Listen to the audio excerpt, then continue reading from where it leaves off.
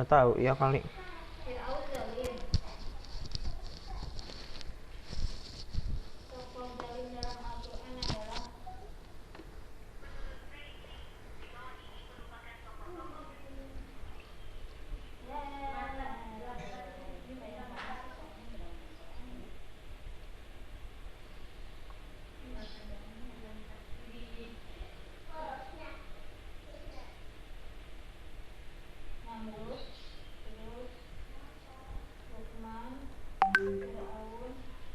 Sebentar ya. Mana ya?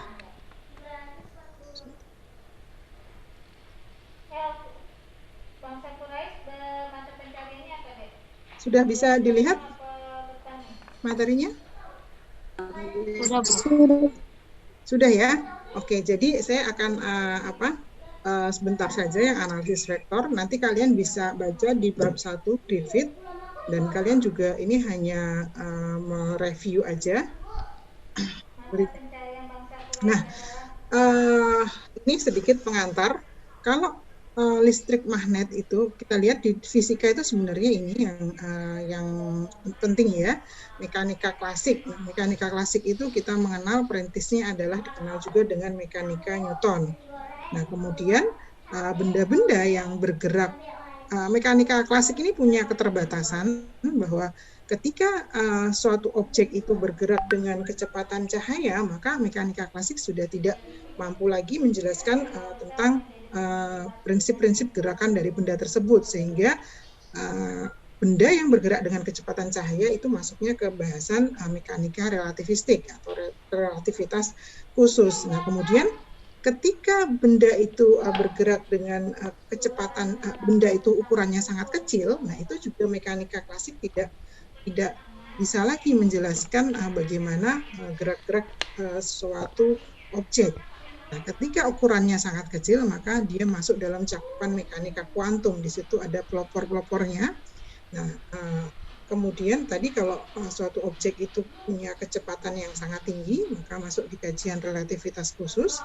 Tapi kalau objek itu ukurannya sangat kecil, dia masuk di kajian mekanika kuantum. Jadi mekanika klasik ya hanya mampu menjelaskan yang di luar dua tadi itu, pengecualiannya. Kemudian berikutnya, nah ini kalau elektromagnetik ini adalah teori yang menjelaskan mengenai interaksi antar dua buah gaya, yaitu gaya listrik dan juga gaya magnetik. Nah, ini yang sebagai pengantar kalau kita bicara gaya listrik, maka satuan terkecil dari objek itu muatan listrik. Nanti di perkuliahan listrik magnet ini ada Q kecil, ada Q besar. Nah, jadi muatan dinyatakan dengan Q kecil dan Q besar. Ya, muatan sumbernya itu bisa dinyatakan dengan Q besar. Muatan yang lainnya yang akan kita uji itu muatan Q kecil. Jadi muatan dinyatakan dengan plus dan min. Kemudian pada titik yang sama ya dia akan 0. Kemudian muatan bersifat kekal dan juga terkuantisasi. Terkuantisasi itu artinya besarnya selalu terkuantisasi, dia perkalian dari integer, jadi nggak ada yang nilainya 0,5 atau 0,75, nggak ada, adanya hanya 1E, 2E, dan seterusnya. Kemudian kalau kita bicara tentang muatan listrik, maka kita yang pertama akan memformulasikan medan. Nah, di sini ada Q, ada dua buah muatan. Ada dua buah muatan berarti medan itu digambarkan dengan vektor itu. Vektor E, kemudian interaksi antar dua muatan itu dinyatakan dengan vektor F. Nah, kemudian kalau muatannya berosilasi, nah itu sudah nanti masuknya bagian dari elektrodinamik ya. Nah, ini yang kita bicara di listrik magnet itu adalah muatan yang diam. Muatan yang diam. Kalau dia muatannya bergerak atau contohnya berosilasi, nanti bahasan elektromagnetik yang itu kita akan bahas mengenai gelombang cahaya. Itu nggak masuk di bahasan kita kali ini. Di bahasan listrik magnet tidak masuk. Jadi kita hanya membahas bahwa muatan itu diam. Ini berikutnya ada 4 jenis gaya dan interaksinya. di alam semesta ini ada 4 jenis gaya. Yang pertama disebut sebagai gaya strong force, gaya kuat. Contohnya apa? Contohnya gaya pada inti atom. Kita tahu bahwa di inti atom itu ada berkumpul muatan-muatan positif. Ya kan? Bagaimana inti atom tetap stabil ya, karena di situ ada gaya kuat. Karena positif kan harusnya saling menolak ya, sehingga ada gaya yang jauh lebih besar membuat inti atom itu stabil di situ. Berikutnya adalah gaya elektromagnetik. Ini gaya yang sebagian besar ada dalam berbagai fenomena di alam kita. Kemudian gaya contohnya apa? Elektromagnetik, cahaya itu tadi ya, cahaya. Kemudian gaya lemah contohnya pada peluruhan beta. Kalau kalian nanti belajar fisika inti, kalian mempelajari mengenai gaya lemah. Kemudian gaya gravitasi, ya ini gaya yang menjaga alam semesta tetap pada kondisinya gitu. Nah, kemudian bahasan dari elektrik dan bahasan dari magnetik ini disatukan menjadi bahasan elektromagnetik. Kemudian kalau elektromagnetik dan optik, nah ini adalah bahasan dari elektrodinamik. Nah, di buku Griffith itu kan bukunya judulnya Introduction to Electrodynamics, makanya babnya sampai panjang, sampai ke belakang. Kalau belakang-belakang lagi nanti itu cakupan dari elektrodinamik. Yang akan kita pelajari di sini hanya bab 1 sampai bab 6 atau bab 5. Saya kayaknya sampai bab 5 yang medan magnet dalam bahan. Jadi kita membahas medan kelistrikan sendiri, kita membahas kemagnetan sendiri. Nah, interaksi antar kelistrikan dan kemagnetan itu ada di bab 6, itu yang namanya elektrodinamik. Jadi tidak masuk di cakupan kita. Kemudian berikutnya aljabar vektor. Karena tadi kita topiknya analisis vektor, maka yang pertama adalah aljabar vektor. Nah, ini yang simpel saja, penjumlahan dan pengurangan perkalian dinyatakan seperti ini. Kalian bisa baca nanti. Kemudian komponen vektor, suatu vektor bisa kita uraikan menjadi komponen-komponennya dengan satuannya. Kalau kartesian ya ini x topi, y topi, dan z topi. Dan komponennya dinyatakan dengan ax, ay, dan az.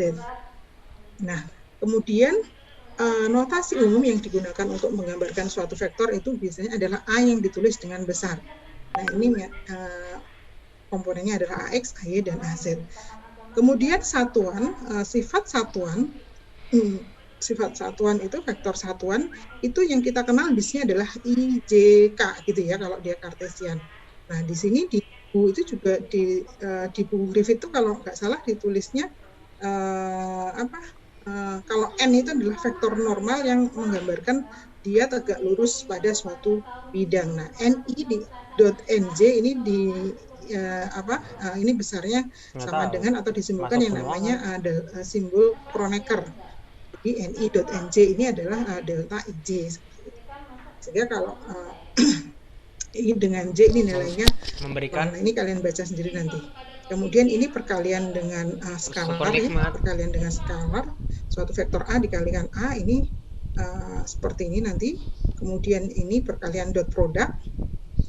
Kemudian dot product. Nah, dot product ini kalau suatu vektor kita kalikan, jadi perkalian ada perkalian dengan skalar, kemudian perkalian dengan vektor melalui dot product. Nah, ini contohnya apa? Dot product contohnya usaha. Usaha itu kan simbolnya W, ini adalah F dikalikan dengan perpindahannya gitu kan, F dot delta R-nya.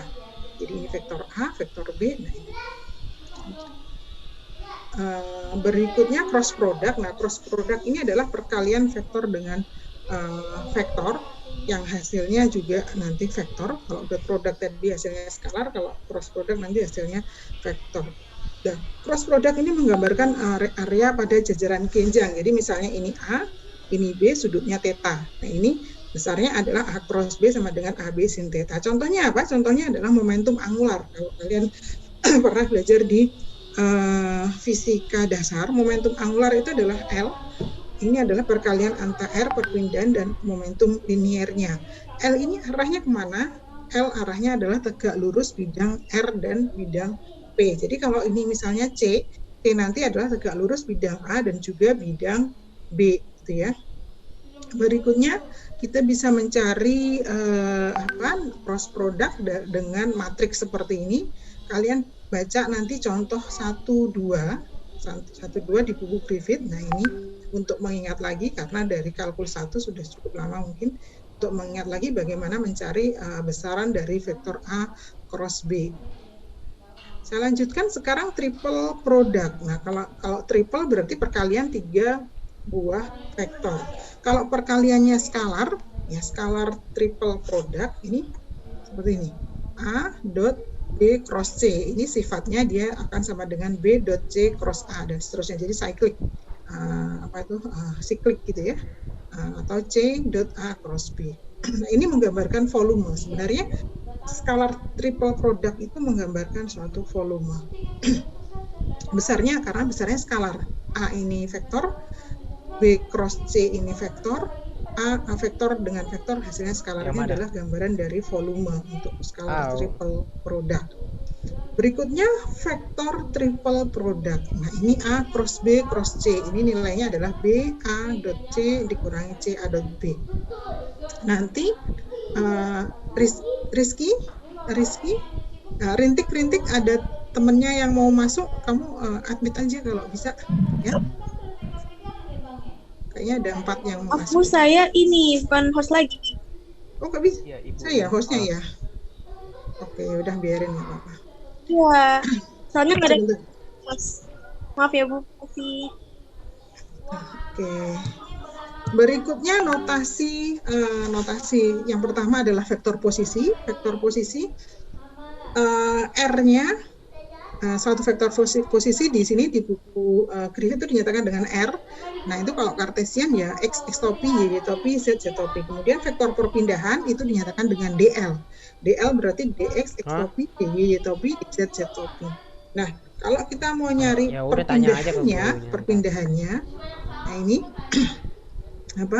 vektor perpindahannya ini R dikurangi R aksen. R itu yang mana? R itu adalah ini, R aksen adalah posisi nanti akhirnya kalau dia. Jadi ini R mula-mula, R aksen ini. Nah, R yang R kecil ini adalah, nah ini selisih antara R dikurangi R aksen. Vektor satuan atau vektor basis dari R itu R dibagi besar dari R. Ini agak bukan karena semua bacanya R ya.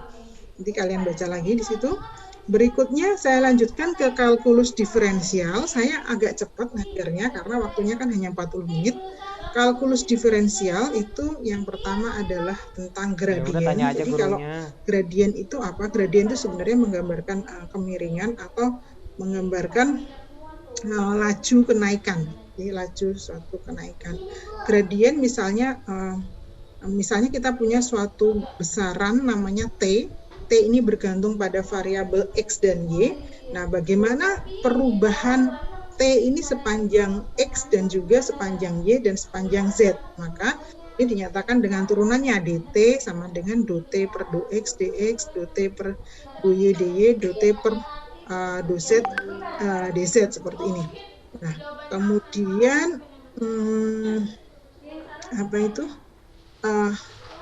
gradien dt-nya ini adalah del dari t dot dl. Besarnya dt ini yang atas tadi ini bisa kita ganti dengan del t dot dl. Nah, del t ini yang disebut sebagai gradien. Jadi gradien dari t itu adalah dot per do x x topi, dot per do y topi, dot per do z z topi. T ini adalah suatu besaran yang skalar sifatnya. Contohnya apa? Contohnya temperatur atau suhu di suatu ruangan. Kalau misalnya suhu di suatu ruangan itu di setiap titik berbeda, nah tentu perubahan suhunya di setiap titik itu adalah suatu besaran vektor. Jadi misalnya kalian dari ujung satu ruangan ke ujung yang lain itu mungkin naik gitu, perubahan suhunya makin tinggi gitu karena makin mendekati sumber kalornya. Nah itu tentu kebalikannya kalau kita menjauh. Jadi gradien itu adalah perubahan suhunya naik atau perubahan suhunya turun itu ada arahnya. Makanya dia dinyatakan sebagai suatu vektor. Jadi gradien tadi adalah menggambarkan laju kenaikan atau juga laju penurunan. Gradien delta ini ya. Berikutnya contohnya kita lihat di contoh 1.3. Di sini ada gradien dari R, R-nya adalah akar X kuadrat ditambah Y kuadrat ditambah Z kuadrat. Kita tahu X kuadrat, Y kuadrat, Z kuadrat itu adalah besar dari vektor posisi, ya kan? Besar dari vektor posisi.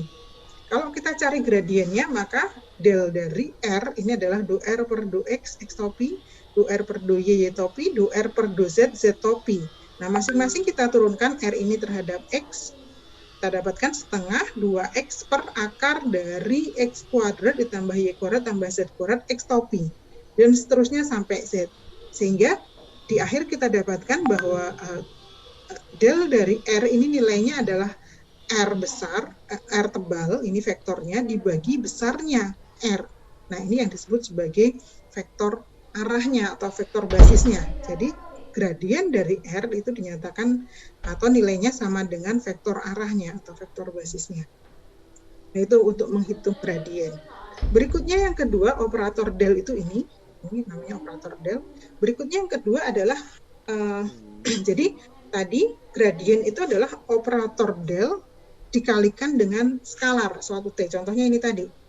Del dikalikan dengan satu T ini adalah besaran skalar. Contohnya suhu tadi. Jadi operator del dikalikan dengan T, T ini skalar, hasilnya adalah suatu vektor.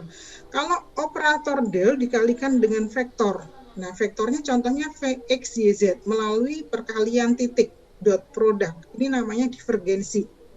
Hasilnya nanti adalah suatu skalar. Ini langsung saya ambil hasil akhirnya. Karena del ini vektor, V ini juga vektor, perkaliannya hasilnya skalar adalah do Vx per do X, do Vy per do Y, do Vz per do Z. Nah, ini namanya divergensi. Contohnya ilustrasi divergensi seperti ini. Jadi divergensi itu menggambarkan seberapa divergen dari satu sumber. Contohnya misalnya sumber medan. Misalnya kita punya suatu muatan gitu ya, suatu muatan di satu titik, contohnya di titik P, di sini ada titik P. Nah, ada 3 gambar di sini. Bagaimana divergensi dari medan tersebut kita bisa bandingkan. Ini gambar yang paling kiri ini kita anggap gambar A, gambar B, gambar C. Kalau dari 3 gambar ini mana yang divergensinya paling tinggi? Ada yang bisa jawab? Mana yang divergensinya paling tinggi? Ada yang bisa jawab? Yang paling dekat dengan ya, silakan. Siapa? Yang mana? Yang paling dekat dengan Big Bang. Yang paling besar yang? Yang paling besar yang B ya. Yang paling besar yang B. Yang paling kecil? Yang paling kecil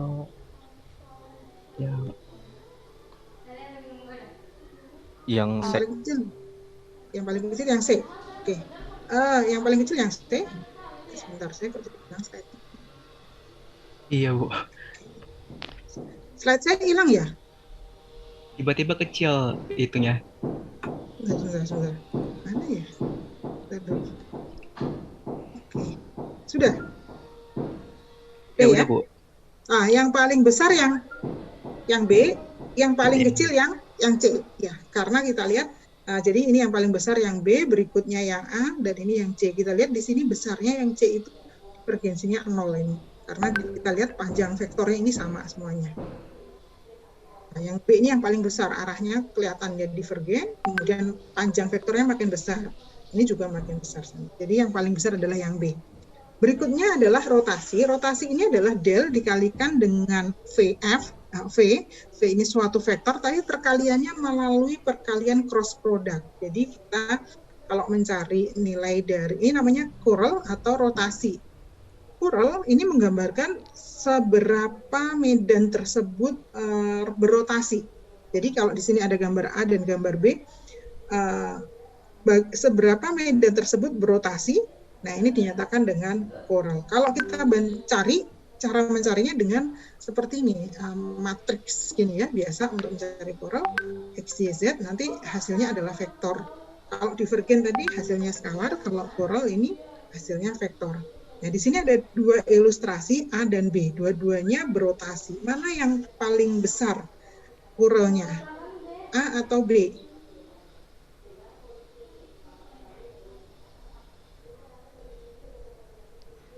Yang paling besar? Yang A, Bu. Bu. Yang A. Yang A, oke, yang A yang paling besar ya. Nah, benar. Yang A itu yang paling besar. Yang berikutnya yang B. Sebentar, ini zoom-nya terbatas nggak? Tadi udah bisa unlimited, Bu. Oh gitu. Oh, punya siapa? Ini Zoom-nya punya Antika, Bu. Oh gitu. Bukan punya kelas? Bukan. Oh, punya Antika punya ya. Oke, terima kasih Antika ya. Saya nggak punya soalnya. Makanya saya buru-buru ngajarnya. Oke, jadi ini curl atau rotasi itu menggambarkan seberapa besar suatu medan itu berotasi. Contohnya apa sih? Contohnya medan yang berotasi itu adalah medan magnet. Medan magnet itu kan bentuknya, kalian ingat kan, digambarkan dia keluar dari kutub utara, kemudian masuk ke kutub selatan gitu kan? Nah itu. Jadi nanti curl akan dipakai untuk menggambarkan medan magnetik. Kalau medan yang divergen ya contohnya tadi medan listrik. Medan listrik itu kan sifatnya divergen. Kemudian, nah ini yang karena tadi saya pikir hanya 40 menit, maka saya langsung berikan tugas. Ini tugas untuk hari ini. Tolong disubmit nanti di Epsilon. Ini buktikan bahwa nomor 1 nggak usah, nomor 2 dan nomor B dan C aja untuk disubmit hari ini. B dan C. Untuk PR berikutnya yang nomor A. Jadi A itu harus disubmit sebelum perkuliahan di berikutnya. Gitu ya. Ada yang mau ditanyakan? Ini materinya cuman segini saya buat. Tadi saya kira sebentar kuliahnya. Ada yang mau ditanyakan atau yang mau disampaikan? Jadinya yang hari ini B sama C ya, Bu? Iya, B sama C. Tapi saya nggak tahu nanti epsilonnya saya tanya lagi ke adminnya. Pokoknya hari ini disubmit, kalau bisa ya paling lambat sore ya. Sore jam 5 gitu. Baik, Bu. Ya, ada lagi yang mau ditanyakan? Ini PPT-nya nanti dibagiin atau bagaimana ya, Bu? Nanti PPT-nya saya share juga di Epsilon. Baik, terima Ya, kasih, Bu. baik, Bu. Oke, jadi yang terpenting dari perkuliahan hari ini adalah kalian harus paham bagaimana mencari gradien, kemudian mencari divergensi dan rotasi, dan juga mencari vektor basis dari atau vektor satuan. Itu sih yang banyak ya. Kalau operasi vektor sih enggak begitu penting. Yang penting itu tadi dua. Ada lagi yang mau disampaikan? Bu, maaf Bu, izin bertanya. Kalau misalkan Ibu lagi menjelaskan, apakah boleh di-record, Bu? Boleh, nggak apa-apa, di-record aja. Baik, terima kasih, Bu. Iya, tapi saya ngomongnya cepet banget. Nanti terserah sih, nggak apa-apa, boleh. Ya. Berarti ini nanti ya settingnya setiap pertemuan mungkin sekitar 40 menit aja ya. Saya minta PJ-nya untuk share ke saya linknya, kemudian saya banyakin tugas mandiri. Contohnya ini. Jadi kan kalau kalian mengerjakan tugas ini nanti disubmit hari ini itu udah sama seperti perkuliahan yang tatap muka ya. Ada lagi yang mau disampaikan? Saya stop dulu, share atau mau ditanyakan? Bukunya Rintik tolong di-share ke teman-temannya ya. Iya, Bu. Oke. Ada yang mau disampaikan? Tidak ada? Bu. Itu deadline-nya Apa? jam 5, Bu. Iya, jam 5 ya hari ini ya. Kalau mundur nggak bisa, Bu. Karena kita Kenapa? hari ini full sampai 17.20, Bu. 17.20? Iya. Habis ini kuliah apa? Fisika komputasi 3 SKS, habis fisika komputasi, fisika Jam berapa matematika. fisika komputasinya? Fisika 12.45. komputasi 12? 45. Hah? 12.45 habis Jumatan? Oke. Iya. Kalau hari Jumat nggak apa-apa mundur, tapi tetap hari ini ya. Maunya jam berapa? Jam 12 malam. 59, Bu. Boleh, Bu, jam 12 malam, Bu. Jam berapa? 12 malam. 12 malam boleh tuh, Bu. Masih mau begadang. Oke, nggak apa. Intinya jam 12 malam ya, jam 11.59 ya nanti saya set ya. Tapi kalau hari Rabu kan berarti kan jam 10 sampai jam 12 kan perkuliahannya. Iya. Nah, hari Rabu harusnya nggak perlu dimundurin. Jadi kalian setelah ini ya kalian langsung kerjain gitu. Ya. Oke, ada lagi yang mau disampaikan? Tolong dibaca-baca bukunya itu, di buku RM-nya kalian buat rangkuman sendiri. Kalau tidak ada, masih ada? Oke, kalau nggak ada, Tadi yang di nomor B itu vektor jarak setelahnya ada simbol apa ya Bu? Mama? Yang mana ya? Sebentar. Saya lihat dulu ya. Yang B, apa tuh? Iya. Oh, yang tugas ya? vektor jarak. Iya Bu. R topi itu ya, R topi. Simbol R. Simbol R, jadi R-nya ada R kecil, R Latin maksudnya, R Latin, ada R yang biasa gitu. R Latin itu menggambarkan tadi R dikurangi R aksen. Jadi kalau misalnya mula-mula dia di R, kemudian beberapa saat kemudian di R aksen, nah R Latin itu adalah R dikurangi R aksen. Tuh ya. Makanya di sini carilah nilainya R Latin antara titik 287 kemudian ke titik 468 karena dia menyatakan jarak atau perpindahannya. Ada lagi yang mau ditanyakan? Karena belum bisa ini saya nanti